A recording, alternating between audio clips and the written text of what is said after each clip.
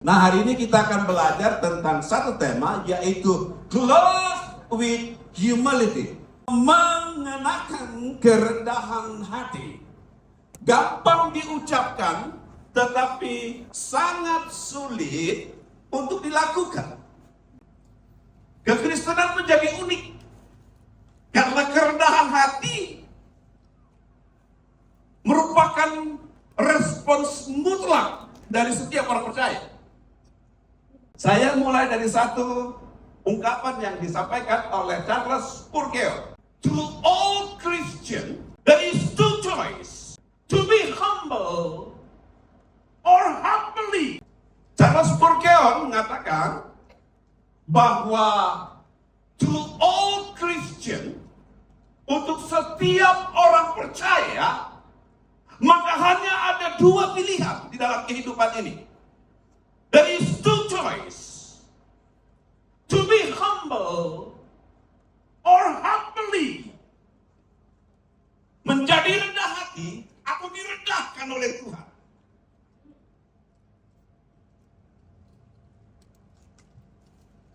Karena hal ini begitu penting di dalam kehidupan kita sebagai orang percaya. Maka kalau kita tidak bisa merendahkan diri, tidak mau merendahkan diri, maka sebagai akibatnya Tuhan sendiri yang akan merendahkan kita. Every Christian has a choice. Mengapa hal ini penting? Pertama, tidak ada tempat di surga bagi orang yang sombong. Tidak ada tempat di surga bagi orang yang tinggi hati. Kedua, kita diciptakan serupa dan segambar dengan Allah. Karena Allah sudah merendahkan diri di dalam Yesus Kristus, maka setiap kita juga harus meneladani contoh yang sudah Yesus lakukan, yaitu merendahkan diri kita agar Tuhan yang tinggikan kita. Yang ketiga, tidak ada orang yang bisa dipakai menjadi berkat bagi orang lain kalau kita masih sombong. Kalau kita masih tinggi, siapa yang mau dipakai Tuhan di sini untuk menjadi berkat? Syarat utamanya kerendahan hati. Yang berikutnya, mengapa rendah hati itu penting? Karena kerendahan hati itu merupakan identitas kita ketika kita diciptakan. Wow.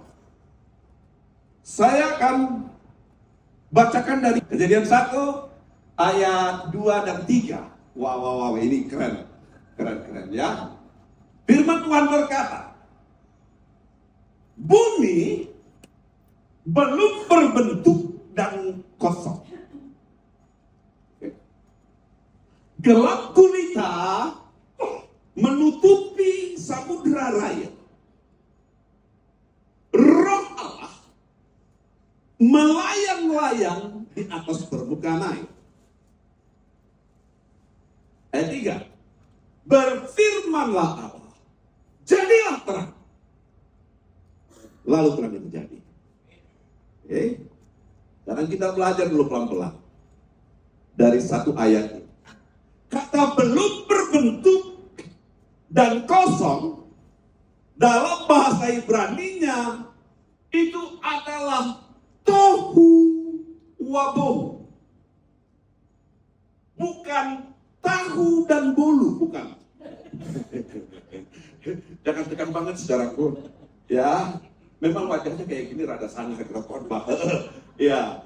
Tapi kata tohu wabohu itu adalah chaos, berantakan, hancur, no living, nggak ada kehidupan. Mengapa? Kita ketahui mengapa seperti itu. Yang berikutnya, Tuhan berkata, ada satu lagi, ayat 3. And God said, ayat 2. And darkness di sana pakai kata kosek. Kosek itu bukan berarti gelap, tidak ada cahaya. Tetapi ada satu kuasa kegelapan awan yang meliputi bumi, menutupi bumi sehingga betul-betul pekat.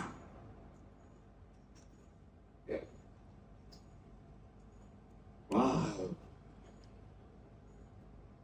Tetapi Tuhan berkata, and God said, let there be light.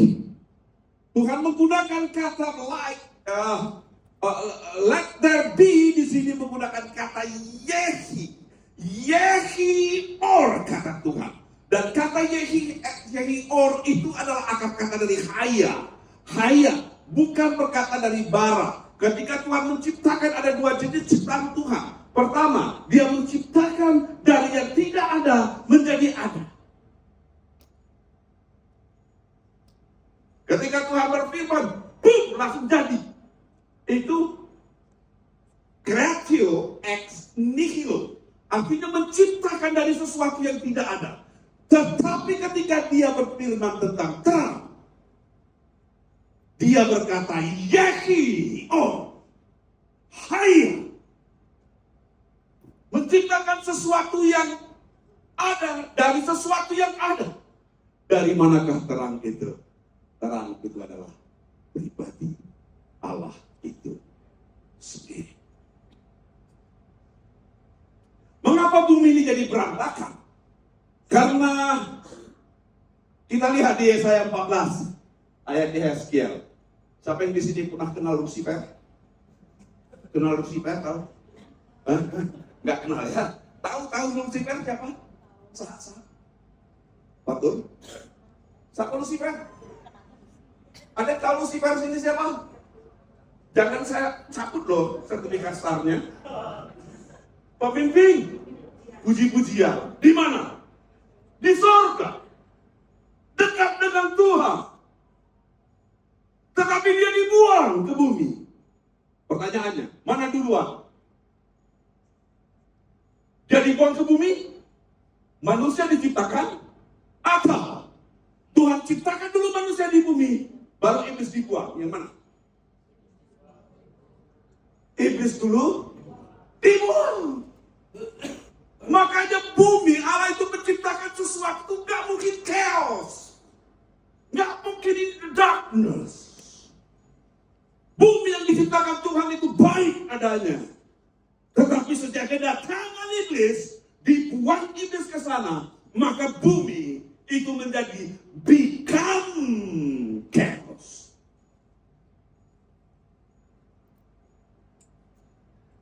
Yesaya 14 dan Yeskiel 28 ntar akan kita baca.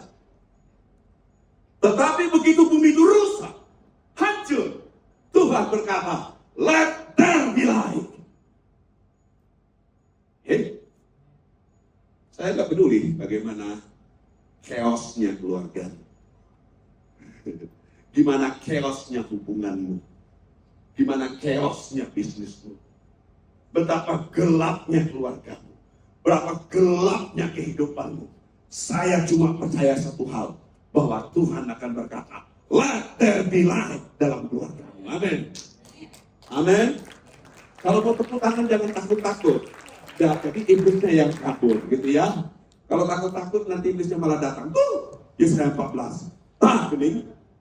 Ya, ini iblis. Wah, engkau sudah jatuh dari langit, hai bintang timur. Kita kenal sebentar ya. Putra fajar, engkau sudah dipecahkan dan jatuh ke bumi. Ini iblis. Hai yang mengalahkan bangsa-bangsa. Engkau yang tadinya berkata dalam hatimu, aku hendak naik ke langit. Aku hendak mendirikan tahtaku, mengatasi bintang-bintang. Sombongnya luar biasa. Mengatasi bintang-bintang Allah bahkan. Dan aku hendak duduk di atas bukit pertemuan. Jauh di sebelah utara. Aku hendak naik lagi, mengatasi ketinggian awan-awan. Hendak menyamai yang maha tinggi. Sebaliknya, Ke dalam dunia orang mati yang kau kuturunkan. Ke tempat yang paling dalam. Di dalam liang kubur. Makanya jangan sering nyamain Tuhan. Nyamain Tuhan itu jadi iblis. Ciri-ciri orang yang mau nyamain Tuhan tuh gimana sih? Doanya gini, aduh Tuhan masa kayak gini sih? Emangnya lu minta dari Tuhan? Ya. Masa bilang aduh Tuhan masa dia udah bisik gini sih? Emangnya lu minta dari Tuhan? Ngatur-ngatur Tuhan. Nyalah-nyalahin Tuhan. Lu pengen nyamain yang mati? Ya gak apa-apa sih. Cuma ya selamat kayak gini lah mukanya. Mau jadi kayak gini mukanya. Ya silakan. Mau nggak tuh? Ya. Yesaya mengungkapkan tentang identitas dari the fallen angel ini. Iblis. Itu sepertiga dari malaikat ikut ya ketika dia dibuang. Bayangkan betapa karismanya dia. Betapa kerennya dia. Yesaya mengungkapkan, engkau sombong. Karena kecantikanmu. Kita boleh merasa cantik. Ya? Boleh dong merasa cantik? Boleh? Boleh ya? Pak Irfan istrinya cantik? Oh cantik boleh dong. Tapi jangan kita merasa bahwa kita harus dihargai, harus dihormati, harus diakui karena kita cantik. Seperti iblis. Belum ada yang cantiknya melebihi iblis. Tapi karena dia sombong. Dan berikutnya, hikmatmu. The fallen angel juga disebut dengan malaikat yang penuh dengan hikmat. Jadi jangan kita merasa pintar, merasa keren, merasa hebat. Firman Tuhan berkata, kau musnahkan demi semarahmu, ke bumi kau lempar.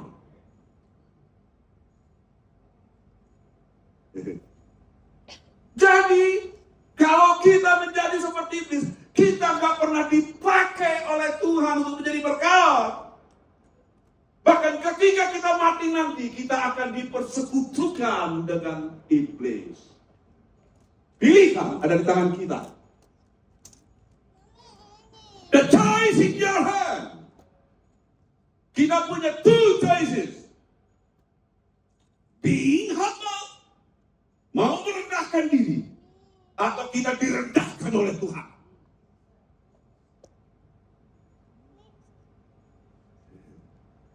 Jangan sombong. Ciri orang sombong itu apa sih? Satu aja. Yang paling sering. Ciri orang sombong itu satu. Tersinggung. Kalau orang tersinggung itu sombong. Lu gak tahu sih siapa? Tahu ya? Iya. Caranya juga beda orang sombong. Ya. Tersinggung tahu gak dihargai gua. Udah deh, gak usah rok-rokan lagi. Mending gua jadi jembatan hidup aja. Udah. Tersinggung. Sombong tuh. Bertobat. Gak ada tempat di surga bagi orang sombong. Kecuali di neraka. Kalau lu mau ke neraka, silahkan mangga tuh. Mau sombong, sok tuh. Sombong mau sampai di mana sih sombongmu? Ya? Kalau saya embung lah. Nah, sekarang kita lihat. Mengapa rendah hati itu jadi penting? Kejadian 2 ayat 8. Kemudian Tuhan Allah. Karena bumi ini udah chaos. Hancur. Berantakan. Dikuasai oleh iblis. Bahkan firman Tuhan di Mazmur berkata, seluruh ciptaan alam raya ini memancarkan kemuliaan Allah. Amin. Tetapi ada satu tempat. There is one place in universe. Ada satu tempat di jagat raya ini yang tidak memancarkan kemuliaan Allah, yaitu di bumi. Why? Karena di bumi sudah dikuasai oleh iblis. Aku pernah tidur ada iblis. Maka Allah datang membawa terang, menciptakan bumi yang memperbaiki bumi kembali, dan menciptakan manusia yang serupa dan segambar dengan Allah. Di mana? Di bumi. What for?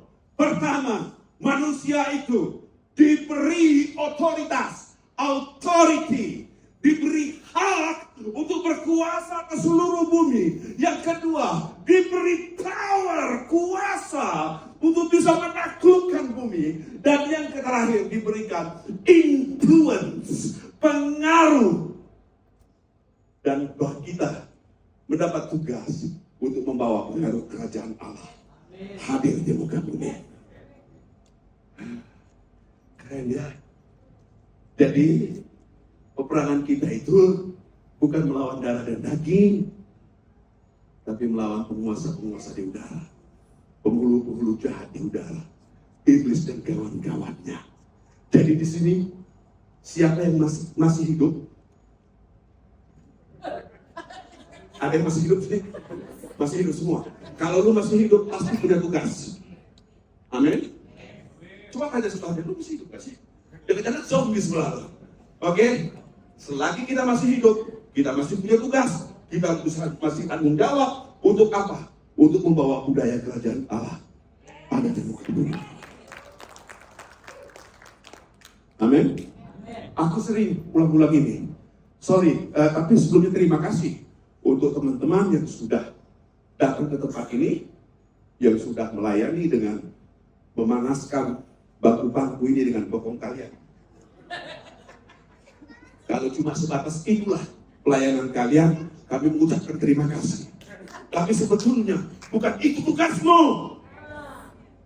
Datang ke Kokingking, datang ke Pampi, apa yang bisa kulakukan di tempat ini? Amin. Itu ciri orang yang rendah hati. Ya, jangan cepat tersinggung. Tersinggung itu ciri orang. Oke, bagus ya. Humility. Ditawari dulu. Hai umatku, siapa di sini umat Tuhan? Percaya kalian umat Tuhan? Percaya di sini umat Tuhan?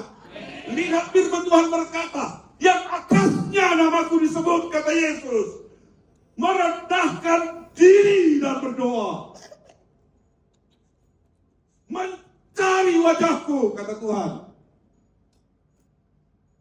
dan berbalik dari jalan-jalanmu yang jahat, maka aku akan mendengar dari surga, kata Tuhan, dan mengampuni dosa mereka, serta memulihkan negeri mereka. Mau pulih keluargamu, mau pulih bisnismu, mau pulih pelayananmu, sederhana, rendahkan dirimu, cari wajah Tuhan. Amin. Enggak peduli seberat apapun masalahnya, ya, tetap Tuhan jauh lebih besar dari masalah kita. Makanya rendahkan diri kita, jangan sombong, jangan menganggap diri hebat. Jadi what is the true humility? Apakah humility yang sesungguhnya? Yang pertama, kita lihat the true humility itu adalah taat akan perintah Tuhan. Iblis menolak, iblis membangkang, iblis ditegur, Tuhan gak mau. Siapa lo tukur-tukur gua, ngatur-ngatur hidup gua? Padahal dia ciptaan Tuhan. Obedient to God's command. Ini adalah contoh Abraham. Abraham harus mengorbankan anaknya Ishak. Ishak, bukan itu ya. Ishak yang dikorbankan itu ya.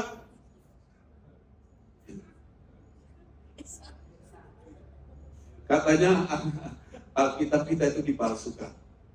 Kalau ada yang bilang Alkitab kita dipalsukan, kita bilang aku setuju. Buktinya adalah kitabmu. Kitabmu yang palsu dari kitabmu. Kemana-mana kita? Udahlah ke obedient aja. Obedient to God's command. Artinya kita taat akan perintah Tuhan. Apa yang Tuhan perintahkan dalam hidup kita. Walaupun disuruh ngambil anaknya, kasihan. Di Kejadian 22 ayat 1 sampai 18, Tuhan gak pernah salah pilih. Dia pilih Abraham untuk menjadi bapa orang-orang percaya. Dan betul, Abraham taat dan dia siap untuk mengorbankan anaknya Ishak.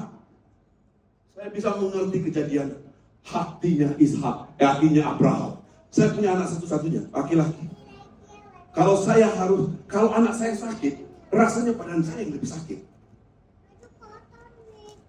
Masak sapi lada hitam 1,5 kilo,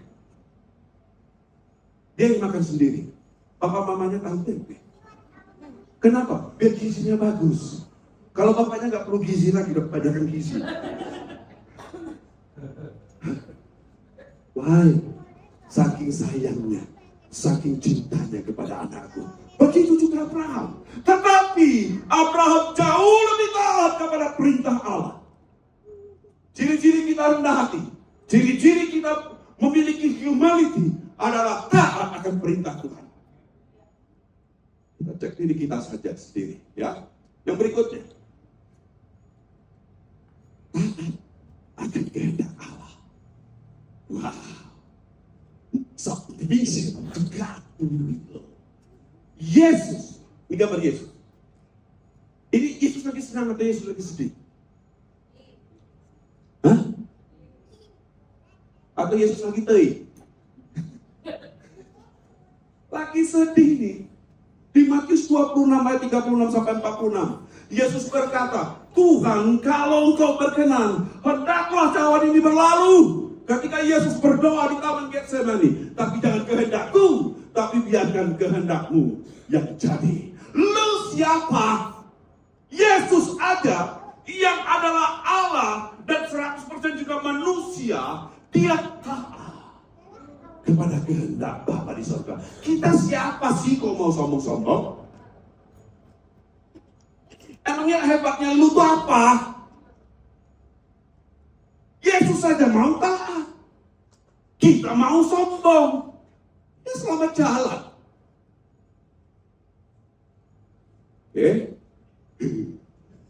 Gak enak ya khotbahnya hari ini.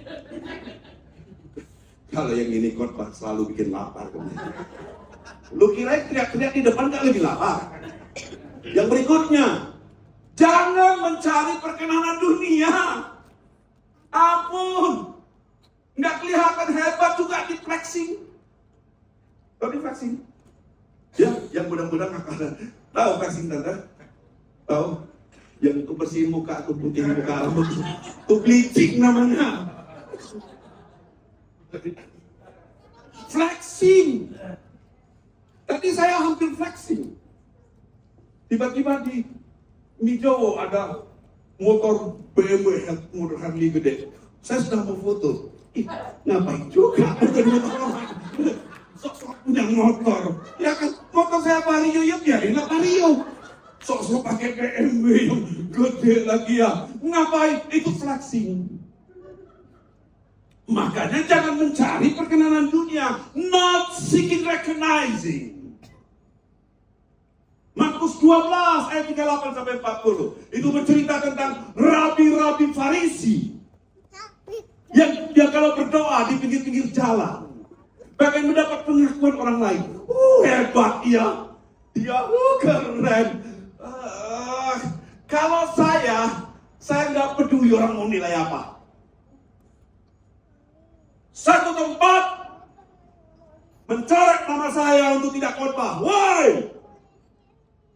Karena katanya saya terlalu keras mengingatkan jemaat. Saya cuma ingin satu hal. Bahwa aku gak mau kau masuk ke neraka. Aku gak mau kau tertolong dari surga. That's why aku berkhotbah seperti ini. Gak ada untungnya juga. Ada untungnya? Gak ada. Kalau aku khotbah baik-baik seperti ini, gak capek kan? Gak kesangan kan saya? Ini udah kesangan, besok serah. Mesti minta lohanku. Tapi I don't care. Aku gak perlu mencari perkenanan manusia. Mau semua manusia bilang, Mister. Tapi sepanjang Tuhan bilang, makasih aku kau melakukan firman-Ku. That's enough for me. Itu cukup bagiku. Tapi kalau semua manusia mengakui saya seperti ini, yes. Tapi kalau Tuhan berkata, mati aku. Betul? Kok cepat banget? Yang keempat, ciri orang rendah hati adalah orang yang memahami kasih karunia. Bukan lu yang pilih Yesus, tapi Yesus yang pilih kita. Kita diselamatkan bukan karena perbuatan baik kita. Kita diselamatkan bukan karena pelayanan kita, cuy. Bukan. Emangnya suara Reni ini sudah keren. Suara Lucifer juga jauh lebih keren. Betul? Tapi iblis dibuang ke bumi. Kenapa? Karena dia melayani dengan kesombongan. Tapi kalau kita melayani dengan rendah hati, itulah yang Tuhan inginkan. Ya. Memahami bahwa kita ada, kita seperti ini karena kasih karunia Tuhan. Dan Yesus sudah membalasnya, membayarnya di kayu salib. Dengan pengorbanan Yesus, kita diselamatkan. Bukan karena perbuatan kita, tapi karena pemberian Allah. Sadar itu. Jadi kita ada lagi yang mau dibanggakan. Apa yang mau dibanggakan? Maka dari itu, apa yang kita lakukan untuk merespons ini? Pertama, apa yang harus kita lakukan? Mengenal dan mengakui kelemahan diri sendiri. Ya, aku gak akan panjang di sini. Ya, kalau yang tersinggung tadi berarti bukan gua, Roh Kudus yang menghukum kau. Amin. Aku gak punya tendensi apa-apa. Aku hanya berdoa dari Cipanas sampai ke Cianjur. Apa yang harus aku katakan Tuhan? Kalian tahu Tuhan bilang apa? Gaskeun. Berarti gua gas betul hari ini. Ya. Berdasarkan kasih karunia yang dianugerahkan kepadaku, aku berkata kepada setiap orang di antara kamu, janganlah kamu memikirkan hal-hal yang lebih tinggi daripada yang patut kamu pikirkan. Jangan sok pintar. Nanti kalau manusia setelah mati, dia ada di alam mana atau sangat Tuhan lah, ngapain lu pikirin? Lu nggak pikirin merendahkan diri aja udah. Sok hebat pikir alam semesta apa segala macam. Allah. Ke Jupiter aja kalian belum pernah. Padahal galaksi ini ada triliunan. Jadi jangan sok pintar. Rendahkan diri hadapan Tuhan. Memikirkan hal-hal yang lebih tinggi daripada yang patut kamu pikirkan. Tetapi hendaklah kamu berpikir sedemikian rupa sehingga kamu menguasai dirimu menurut ukuran iman yang dikaruniakan Allah kepada kamu masing-masing. Oke? Aku berapa kali pengen dipenjara, pengen dibunuh gara-gara memberitakan Injil. Ya tidak semua orang kayak gitu. Ya, ada orang yang jauh lebih hebat lagi. Tidak ada soal hebat-hebatan di dalam Tuhan lagian. Itu ukuran iman kita. Ya sudah segitu. Aku bisa nyanyi, orang Batak mana yang gak bisa nyanyi? Begitu dia lahir, itu langsung bukan orang dia. Pasti orang Batak bisa nyanyi. Iya kan? Siapa orang Batak gak bisa nyanyi? Makan B1, B2 pasti pintar nyanyi. Tapi kalau aku disuruh nyanyi, pasti falasnya ketukan yang tak kemana. Itu bukan bidang. Oke? Bidang ini ya sudah ini aja. Kita lanjut.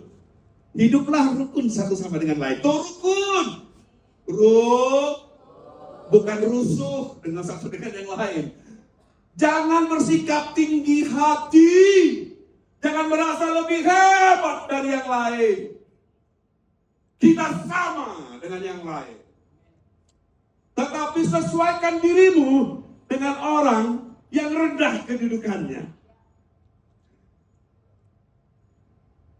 Ya karena dia rendah Anda yang sudah ngobrol rendah aja lah. Ya, saya mampu berbicara dalam bahasa mahasiswa. Saya paham banget tentang kalkulus. Tahu kalkulus? Tahu kalkulus, Bu? Kalkulus itu ubi yang direbus pakai santan. Itu kalkulus. Itu pelajaran matematika untuk perguruan tinggi. Tapi kalau aku ngobrol sama anak yang kecil yang minta balon tadi, masalah aku ngobrol sama dia tentang Pitagoras? Apalah ngerti dia? Hah? Betul? Aku ngobrol sama dia bahwa matahari itu sebagai sebuah bintang. Apa dia ngerti? Ngapain tinggi-tinggi? Ya. Jadi kalau ngobrol sama orang itu, lihat dulu lah lawan bicaranya apa.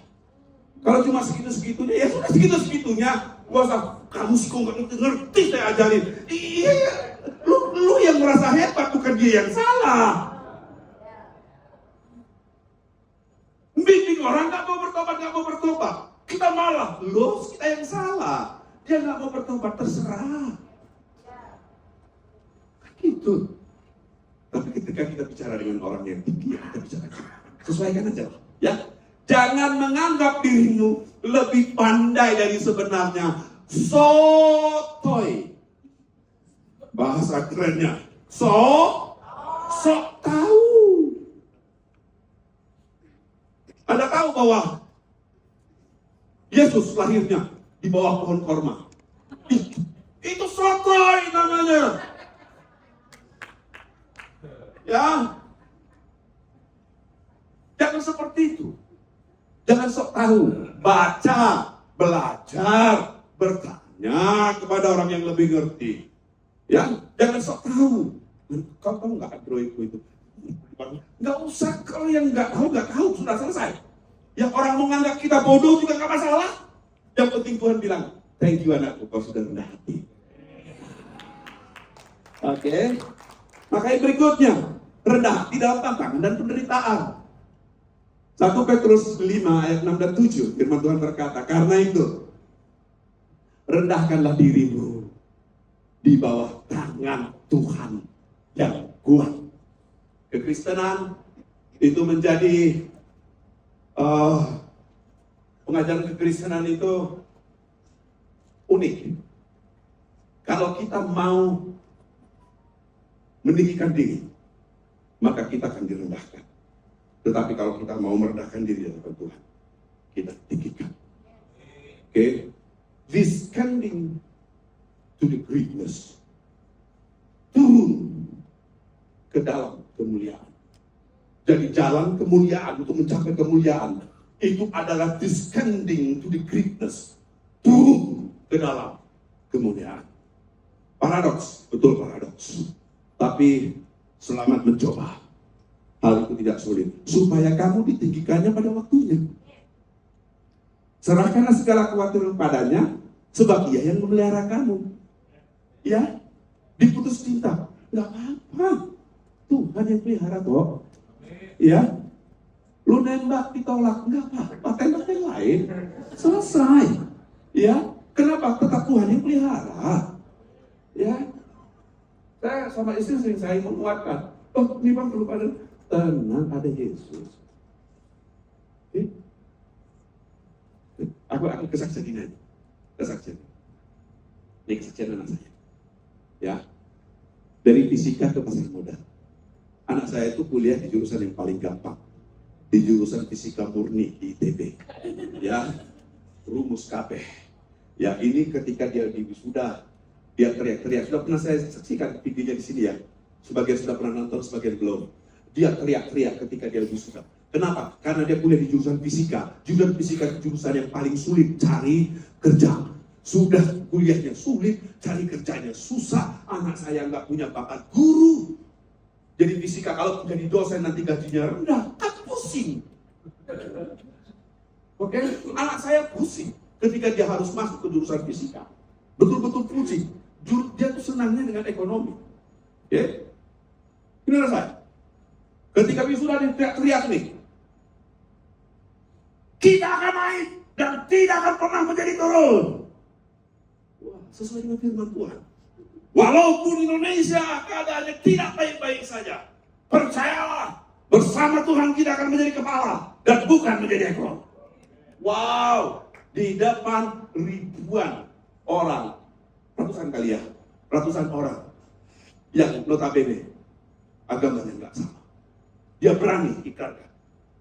Dan ketika dia kuliah di fisika ini, aduh Pak, capek banget Pak. Itu waktu semester 3, mukanya itu kayak pepaya Bogor. Dia ajak ngobrol nggak bisa, diajak makan juga nggak mau. Kita seperti kehilangan anak. Dia stres, hampir depresi. Tapi akhirnya dia berusaha. Aku harus menyelesaikan kuliah ini.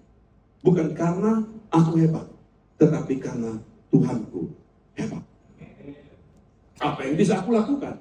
Aku lakukan. Yang tidak bisa aku lakukan, biarkan itu bagian Tuhan. Do my best and God do the rest. God do the best. Lakukan yang terbaik. Dan sisanya biarkan Tuhan yang lakukan. Oke? Ini dari IG ITB. Saya ngambil ya. Di salah satu fakultas ITB. Di-upload anak saya. Bukan saya. Bapaknya Bangor. Ya. Bapaknya nggak masuk yang gini-ginian bapaknya. Ya. Bapaknya waktu kuliah di ITB Bangor. Oke? Jadi apapun kesulitanmu, bersama-sama dengan Tuhan, tetap bisa kita selesaikan. Oke, ciri orang yang rendah hati adalah orang yang dalam kesukaran, dalam penderitaan, dia tetap maju bersama-sama dengan Tuhan. Karena dia percaya bahwa Tuhan ada di pihak dia. Bukan engkau. Tuhan masa handphone ini terus Tuhan? Yang gambar apel gigit tuh. Ya. Handphone itu kan cuma untuk WA, ngobrol. Oke, lanjut. Mengenakan kerendahan hati dalam pelayanan. Ya. Ini waktu pas jujur ini bukan saya yang kuat. Ini gembala. Pesan gembala. Mengenakan kerendahan hati dalam Jangan merasa hebat ya waktu ini ya. Oke, kita sama kok. Rendahkan diri. Tapi yang belum pelayanan itu gimana ya? Apakah yang belum pelayanan terbebas dari ayat ini? Sorry, pelayananmu tidak cukup hanya memanas-manasi bangku gereja ini dengan kokongmu. Oke, temuin Ko King, temuin Ko Michael, temuin Pak Ampi. Aku pelayanan apa? Saya mulai pelayanan dari membersihkan WC gereja. Bapak rumput di gereja. Oke, saya jam 1. Masih gereja-gereja yang lama, dia bangku-bangku yang panjang-panjang yang bisa berlutut itu aku lap satu persatu. Aku pel, kadang berdua, kadang bertiga, kadang sendiri, dan saya nggak pernah absen. And I don't care about that. Waktu pelayanan saya pertama di gereja modern, masih sewa di hotel. Anda tahu rasanya sewa di hotel bagaimana? Ini adalah monitor yang paling kecil di gereja saya. Monitor, speakernya itu segede-gede cukup. Sekali datang itu satu mobil box. Jadi pelayanan saya apa? Angkat-angkat tuh speaker. Kabelnya yang segede-gede tangan itu loh. Kabel untuk monitor sana. Warga, udah disusun semua alat-alat, gitar apa segala macam. Kita set. Pas begitu kita set, pemain gitar. Halo, salam Dalmar.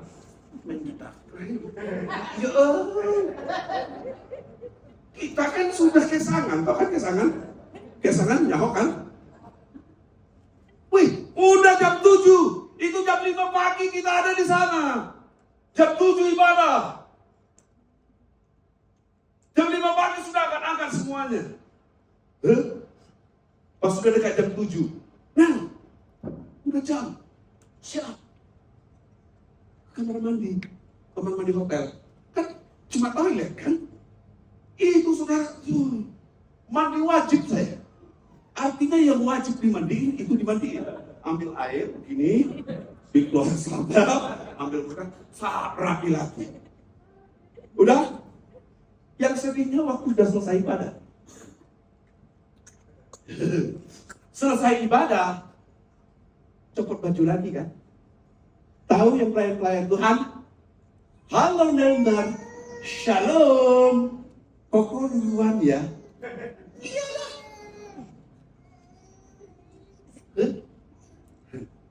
Saya dengan rendah hati buka batik, pakai baju yang tadi, yang asemnya minta ampun, bawa itu barang-barang, masukkan ke mobil box, bawa ke gudang. Mengenakan kerendahan hati. Karena kenapa? Karena aku ini siapa sih Tuhan pakai untuk melayani? Syukur gak najis speakernya karena aku yang bawa. Hai bangun. Saya pendosa. Hidupku tersesat. Disuruh melayani bawa speaker. Jangan-jangan speakernya jadi najis. Tidak demikian di antara kamu. Barang siapa ingin menjadi besar di antara kamu, ajaklah dia menjadi pelayanmu, menjadi pembantu rumah tangga. Siap menjadi PRT, hendaklah dia menjadi pelayanmu. Dan barang siapa ingin terkemuka di antara kamu, hendaklah dia menjadi hambamu. Hamba itu adalah pelayan yang sudah tidak punya hak hidup lagi, tidak perlu diakui. Sama seperti Yesus, anak manusia. Yesus, gambar ini adalah Yesus membasuh kaki murid-muridnya. Dan Anda tahu bahwa adakah pada zaman Yesus murid-muridnya pakai celana jeans? Hah?